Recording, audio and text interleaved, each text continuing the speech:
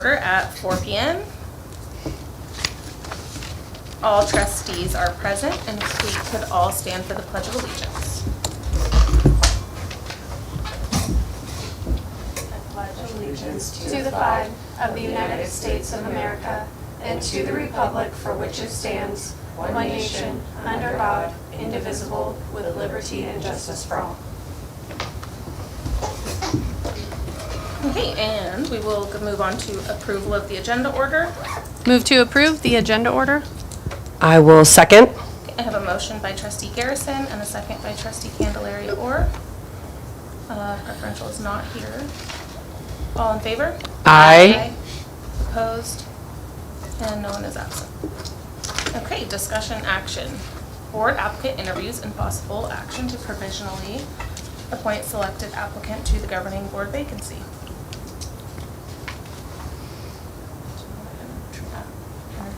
Do you want to call her up? She can introduce herself. Okay. We will introduce, oh gosh, Andrea? Andrea. Okay, you can come up if you'd like. I'm so used to these things being done remotely, by the way. Like online. No, like over like Zoom and stuff like that. Like that's the last time anything like this has happened, so. So Andrea, we have, the board has some questions for you. Okay. And so we are, the reason why you're at the podium is because we are being broadcast over, so people can watch remotely. Okay. And so I don't know if you guys want to just kind of take turns asking, or if you want Ashley to ask them all, how you want to do it is up to you guys. We're reading questions. Do you want me to start and just go down the line? Sure. Okay. All right. Good luck. Thank you. Please tell us why you're interested in a position on the governing board. Okay. Well, I will be totally honest and say that this is something I've thought about, but I maybe saw it for myself a little bit further down the line. But I saw that there was going to be an opening, and I sort of felt convicted that I would give this a shot, share about myself, trust that you as a board would be able to, make the correct decision. But essentially, if I were to boil it down, I would say that I have the multiple experiences of being, of course, a parent, which I know many of you are, an educator myself, and somebody who, as those two things have sort of intertwined for me, I'm 17 years into my teaching career, which is crazy to me, and as my children have grown, I have taught multiple generations now myself, and I'm seeing my children sort of come into their own. My youngest just turned 13, so we're in a totally different phase, and that gives me a little more time and space in my schedule to be of service, and so this felt like, as I had mentioned, like something to explore and to trust that if this would be, the right decision, I would bring an absolute willingness to sort of engage and learn. I would certainly have a lot to learn, though I have, as I'll share, I'm sure, in other questions, some specific experience that I think would, make me a good fit for you guys. Thank you. Question number 2, what have you done to prepare for this position? So I have just had to educate myself on specifically what a board does. I have had a little bit of experience with working with a board, but that was in a different district. That was in Mendocino. So I was not totally unaware of sort of the ways in which you guys are serving the community, but I definitely had to Google some things, try to look at past agendas and sort of, piece together my own understanding of it's a very broad charter to be representing the community, and I don't think till I looked at some of your past agendas, I had a sense of brass tacks of what that looked like, I was obviously looking at the most recent agenda, and I was seeing, the new principal stuff, and then the van, having to buy a van. These are just things that I don't think the average community member is thinking so much about that crazy quilt of all the things that you do. And so all to say, I don't have the fullest grasp, but that is what I'm seeing, is that it's a big, wide net that kind of gets cast. And let me think, what else have I done?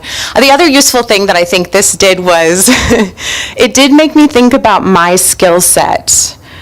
Especially because this position just kind of came up, and then, all of us have had just a couple weeks to think about if we wanted to put our name down for it. It made me think about where I'm at in my career and my experience as a community member, and because to prepare for today, I started to think, well, how could I succinctly tell you guys what my skill set is, and what I've done without droning on.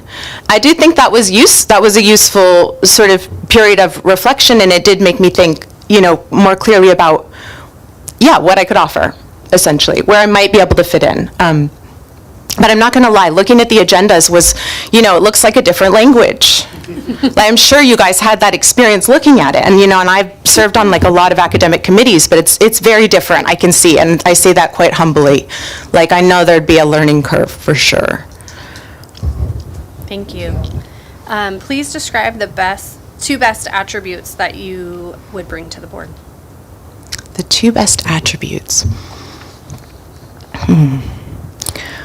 I would say just the discipline I've accumulated through.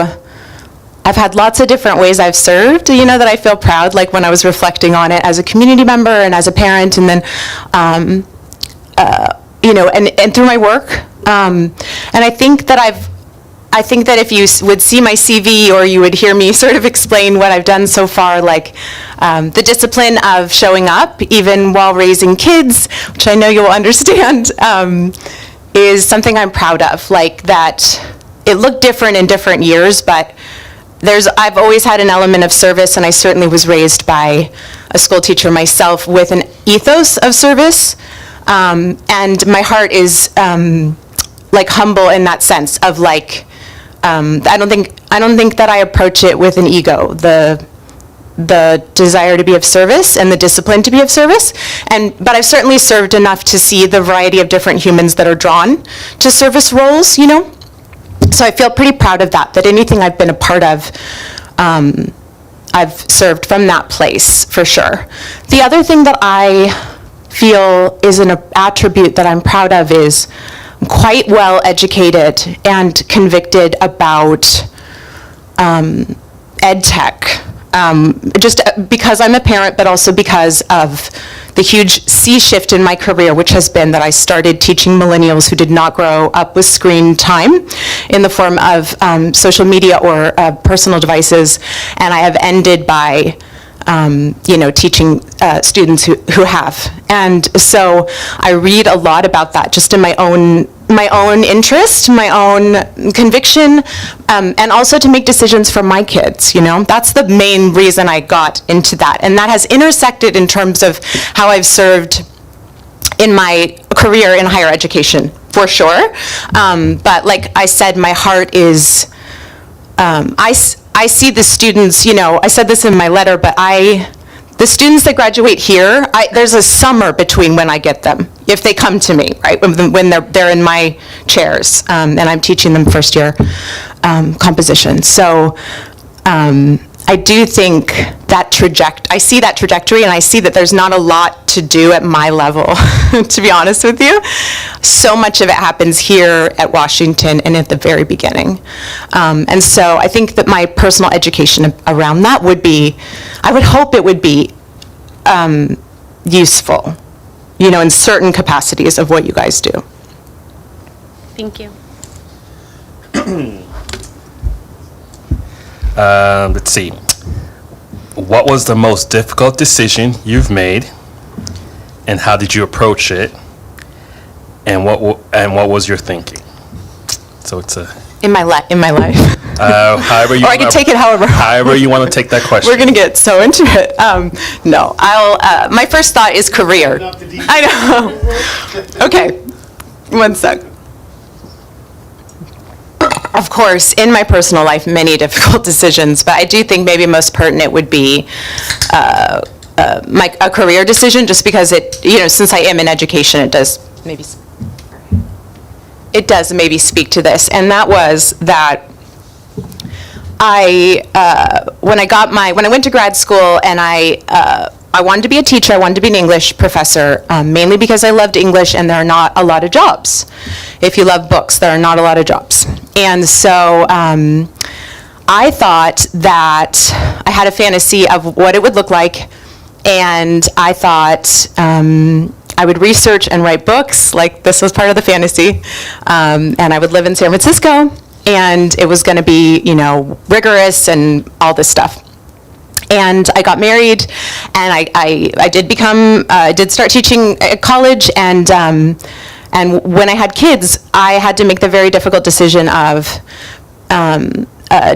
like realizing that wasn't going to happen. Like, I took myself off tenure track. I knew that I would always make less. When I made that decision, I knew that I would make less than many of my colleagues. I knew that I would never be able to describe myself as a full professor. I would, just some of the prestige things that I had hoped for were like, were not going to happen. And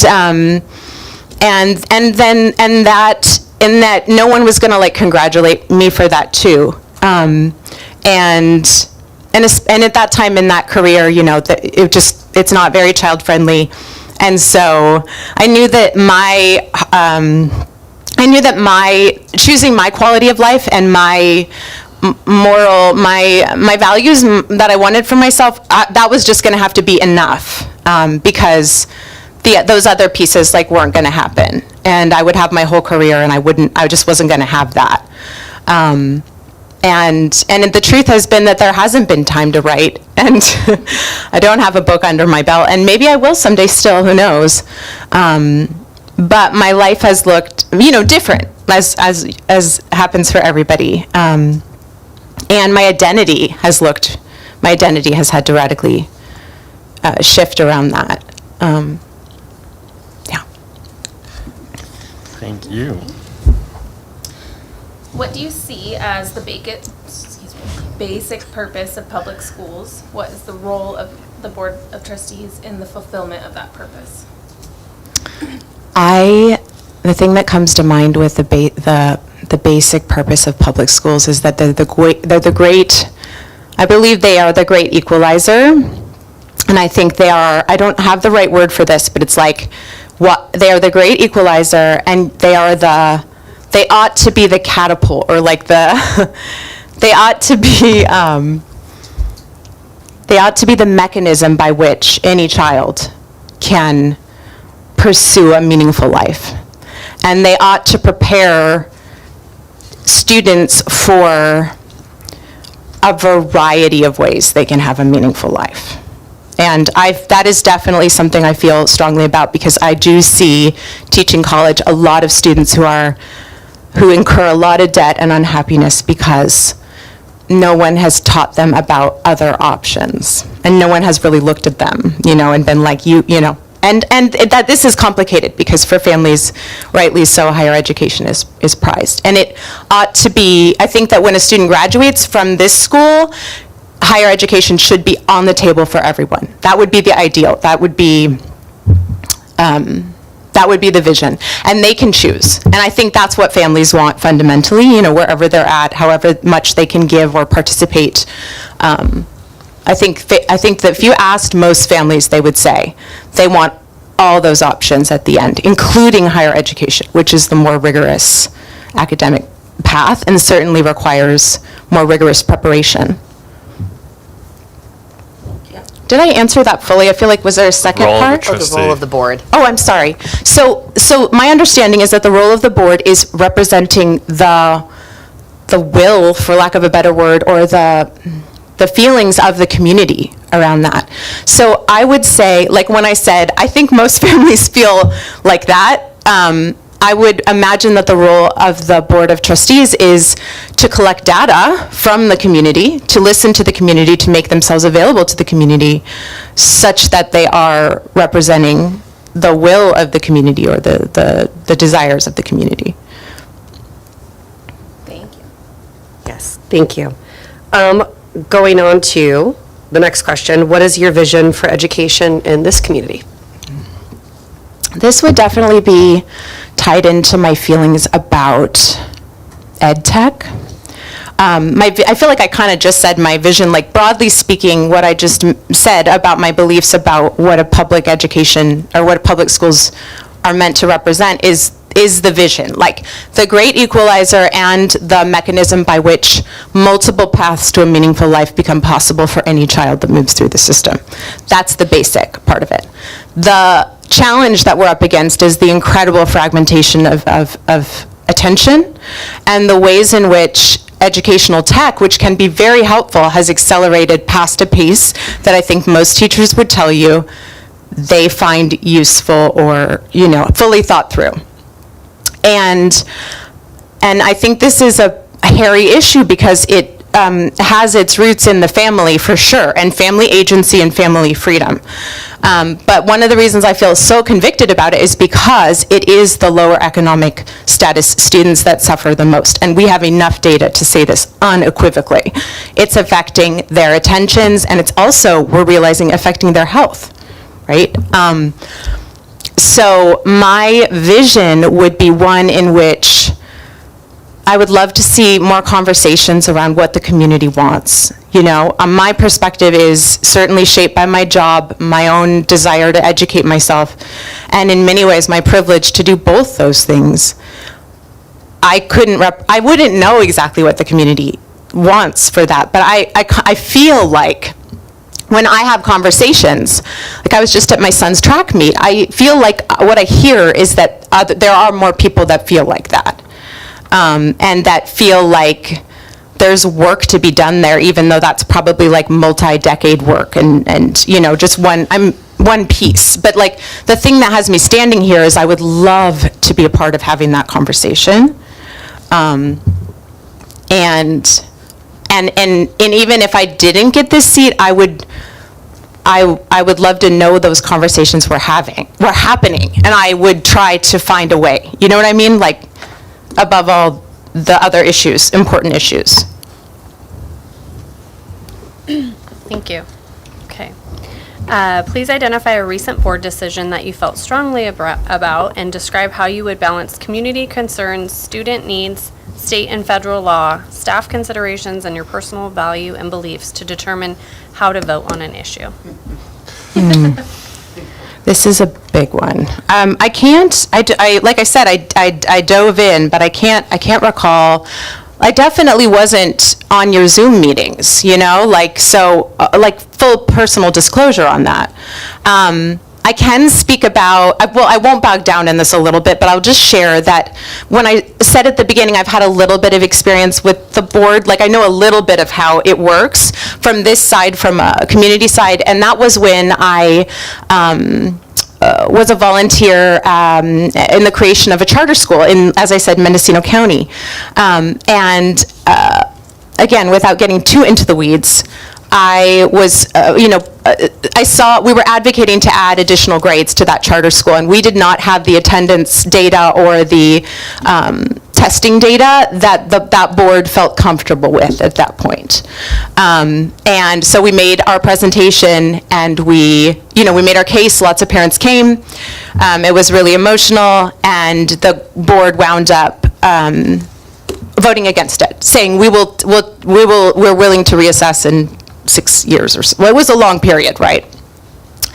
And the reason I'm mentioning that is not just because it's really my only experience. It's just that what I was thinking about for this is that was a very emotional experience for me because I was just a parent and a community member. Like, I wanted that school. I wanted that to be a yes emotionally because I had a child that I felt was being served at that school, and I was really worried about what would happen if we had to move, all these things, right? So, and the reason I mention that is because I see in this question is like, if I were in this seat, how would all of these other things be balanced? And it's like one of the things that just learning this little period of learning has taught me is like, I don't know how you guys exactly balance all those things, but it does give me a respect for that when the emotion has died down so many years later on that. And I think about that board and how pissed I was, if I take that lens, I'm like, oh, they were balancing all sorts of things, including financiary things that I still have no clue, right? And so I guess it does inspire in me a kind of a respect. And so to wrap up and fully answer the question, I would need a lot of education and a little bit of stewardship in terms of how all of these things would be balanced. Like, I would need a willingness to educate myself. I would need to, find a way to put myself with you guys in conversation with the community. Because otherwise, how else is the heart of I'm imagining that would be the heart of the decision. I don't know. I kind of have to project myself into your shoes, as well as all these other things for which I would require, honestly, education, time, and a willingness to sort of muck in. Thank you. Sorry, let me just bring it. Okay. What would be your guiding principle in making decisions as a governing board member?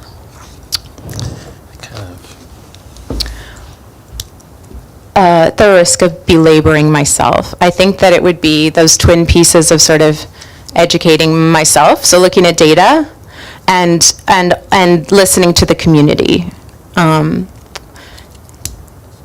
Yeah, and I'm not sure, I'm thinking I might cover this in a different question, but I will at some point, or I would like to share with you that I do have experience representing a community, again, in that context I was sort of explaining. So actually, I'll just share it really quickly here, and then if it bumps up again, I'll just refer to it, and you guys can move me along. So one of the ways I've been able to serve when I was still, we were still in the Mendocino School District, was I served as part of the Community Engagement Initiative, which, by the way, would be wonderful for our school.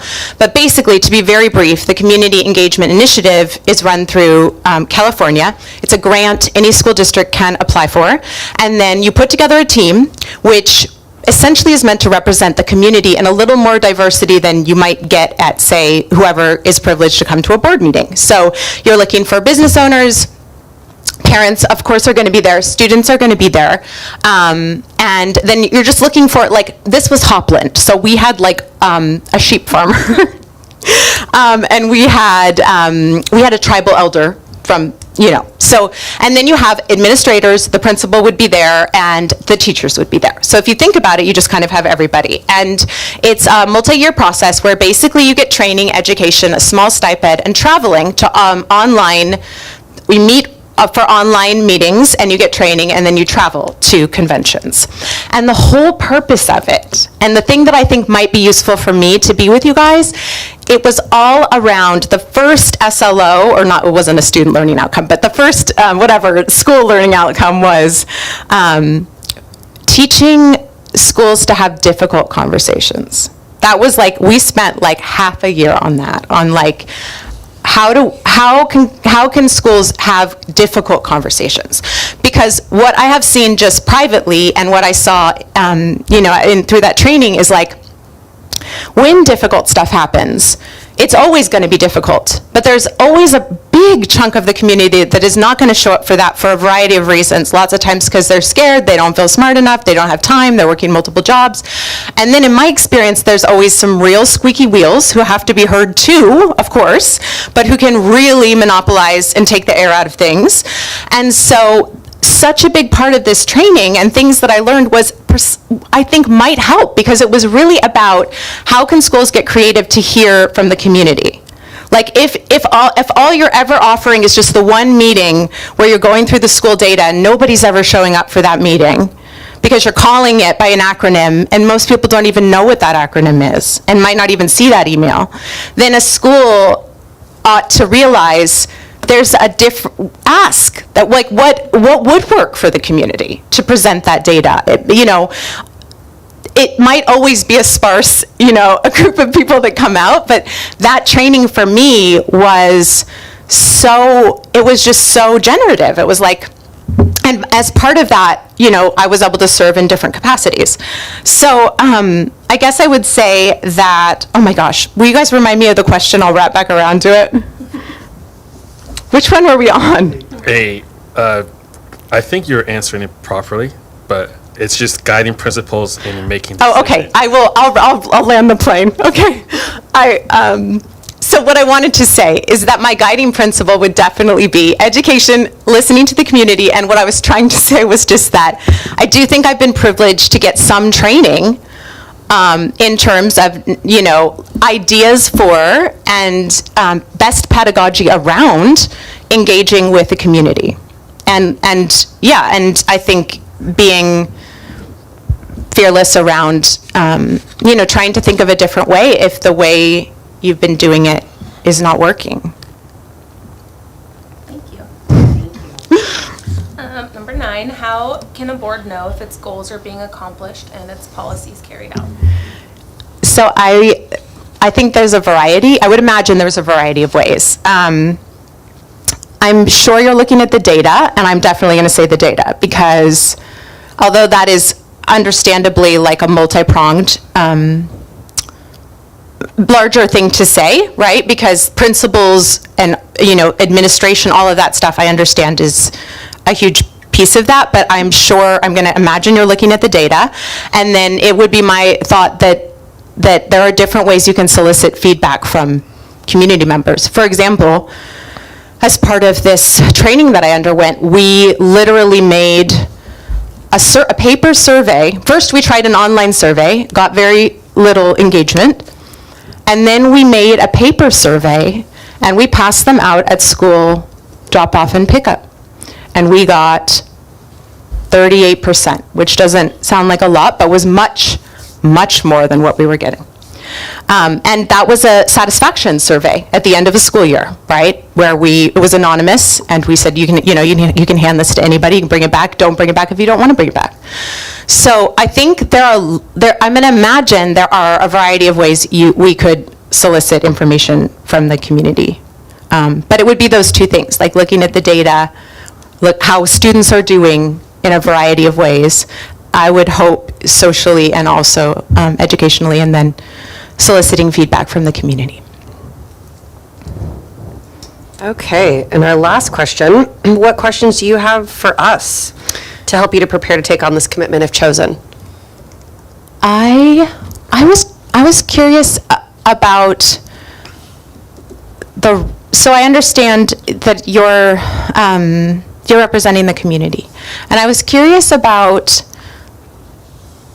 in terms of the data and how you guys are making decisions, how do you listen to teachers? Does the teacher feedback come by way of the principal, unless they come to a meeting? Or, how you have your student representative, and then any community member can come here. Are teachers part of it, or are they part of, represented by the principal? Like, when you're considering curriculum, for example, or, something that touches teachers, obviously not buying a new van, I was going to say, Yeah, I think we- that might be where Which is, Yeah, so- there's This various is- ways. yes. So curriculum-wise, we generally have the teachers are involved, depending on which site. Like right now, we're working on math curriculum from TK through 8th grade. So we've got the two Jefferson and Washington teachers working together to do that, and pilot and stuff like that. So they choose basically what they're going to want, and then the board ultimately decides. But as far as like input goes, like you're talking about from community members, as far as if teachers want to say it, this is pretty much the forum where they would come to, correct? Understood. As you know, most of our staff, or most of our staff are also in unions, right? So you have a teacher union. Yes. You have a classified staff union. So there are channels within that also that they do. So, but the board acts as a group, not as individuals, right? So this is really the only place to give input to the board, even though we do have coffee chats that they go to, but this is the governing board meeting, because any decision has to come from all 5, right? Sure. And so Yeah. it's basically the meetings people have to come to in order to do that, because we're doing the public's business, so it has to be in a public meeting. I see. So there are, and we'll learn Yeah. that as far as that goes, we'll be able to Sure. help you with that. But there are a lot of parameters around when you can make decisions and things like that too. But down for the level you're talking about, like with curriculum, things that happen at the sites, a lot of those discussions happen at the sites. and then the administrator brings it to the board to approve. And you'll see a little bit of that tonight. Represents that. We're going to talk about closing the campus at Jefferson. So you'll see that where we've got input, we're working with everybody, but the board ultimately decides the direction if we want to go there or not. And then we start having those conversations for the community and things like that after the board's decided. And is that the same with like facilities? Like the data is collected, Correct. or whatever, by the principal, and then it's Well, brought? facilities is a little different because we have a facilities director person. right. But similarly, yes. Okay. But we yes. do have subcommittees that, Right, correct. like we have our Measure H, we have the LCAP Budget Committee. So have our there's CARE. other committees that the board are also on, not just, we don't come to one meeting a month. Like I was in the SARB meeting this morning from 8:30 to noon. So there's other committees that we're on that the LCAP Budget Committee that has staff, community members, people are welcome. That doesn't necessarily mean people show up, but everybody's always welcome to come to the meetings. The decisions are made here. Yes. Yes, Right. that I do get. I was sort of curious just That's a about, representation thing, so we have different meetings where everybody's represented at those meetings. Yeah. To hear the conversations that you're talking about, but this is the decision-making Yeah. arena. And Yeah. Yes. I probably can speak for all of us, but someone can chime in if not. There are also a lot of instances when not only do we have like the TAC report, so us hearing monthly, I would love to hear more awesome stuff too going on at schools and what's going on from teacher perspectives, but a lot of us get emailed individually or as whole groups. Now, typically speaking, if it is an issue, the board president normally is the one to at least give a response. You are more than welcome to individually respond. You will find this summer, Friday Night Live, there are a lot of moments where hopefully people, because I know I get approached a ton, individually, just concerns, thoughts, comments, questions. So with us being such a small kind of interwoven community, which is really phenomenal, but just understand you will talk to everyone everywhere, just to give a heads up, you do get a lot of individual feedback as well, Yeah. which is really great. that makes a lot of sense. Yeah, I'm sure you guys saw my letter, but I didn't grow up here, but my mom has, taught school at Jefferson for 30 years. So in the 90s, I was like running around, in the summer and helping her. And we've been here 10 years now. And I feel like that makes a lot of sense because, my other experience was in such a bigger district. I mean, I'm sure that people knew each other there as well. But that example of Friday Night Live, like, I could see that happening, certainly. The grocery store, sporting events, all of it.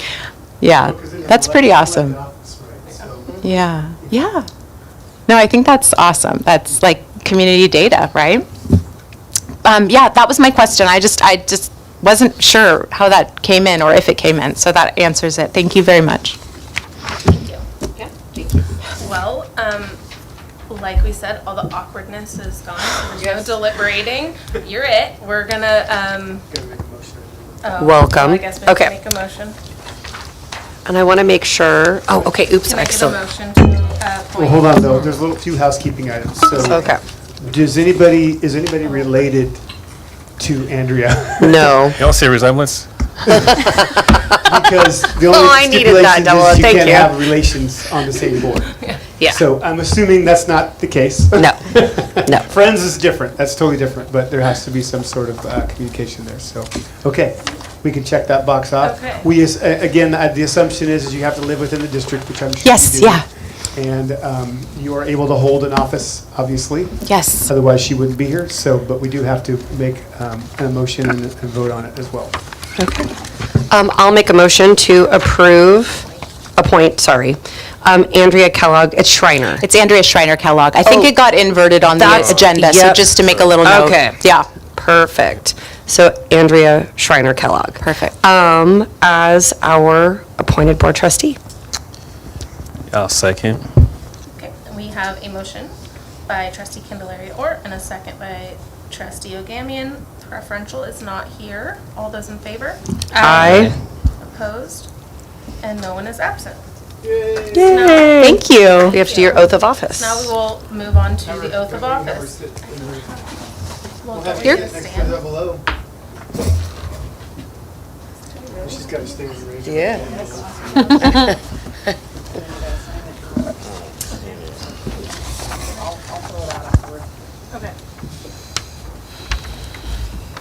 You gotta be, Want me to go? but you gotta do it at the, you gotta be on the microphone. She's just gonna repeat after You you, can so. just sit, yeah, yeah. She's gonna have you raise your right hand all the time. Is this okay right here? Okay. So you will repeat after me. You have to raise your right Yes, hand. sir. Oh, Stand stand up. and raise your right hand. Okay. Repeat after me. I state your name, do solemnly swear I, Andrea Schreiner Kellogg, do solemnly swear or affirm that I will support and defend or affirm that I will support or defend the Constitution of the United States of California. the Oops. Yeah. Constitution of the United States of California? No. The Constitution of Sorry. the United States and the Constitution of the State of California. Told you I don't have my glasses It's on. all good. Against all enemies, foreign and domestic. Against all enemies, foreign and domestic, That I will bear true faith and allegiance that I will bear true faith and allegiance to the Constitution of the United States to the Constitution of the United States and the Constitution of the State of California. and the Constitution of the State of California, That I take this obligation freely, that I take this obligation freely without any mental reservation or purpose without any mental reservation or purpose of evasion, of evasion, and that I will well and faithfully and that I will well and faithfully discharge the duties upon which I am about to enter. discharge the duties upon which I'm about to enter. Thanks, guys. Sorry, that was a little rough. It's okay. You didn't order the confetti. And you didn't order the She big has to sign print that too. either. Well, thanks for having me. I mean, it's a bit of an arranged marriage, but I promise I'll work hard. Do you want us to call you Trustee Kellogg Schreiner or just Trustee You can just call me Kellogg? Trustee Kellogg. Okay. Trustee. I meant Schreiner Kellogg or just Trustee Kellogg. So Okay. Trustee Trustee Kellogg. Trustee Okay. Kellogg is totally fine. Thank you. Okay, so with that, can I get a motion to adjourn this meeting? Yes. Move to adjourn. I'll second. Okay, we have a motion by Trustee Garrison to adjourn the meeting at 4:38 PM and a second by Trustee Candelaria or preferential's not here. All in favor? Aye. Opposed?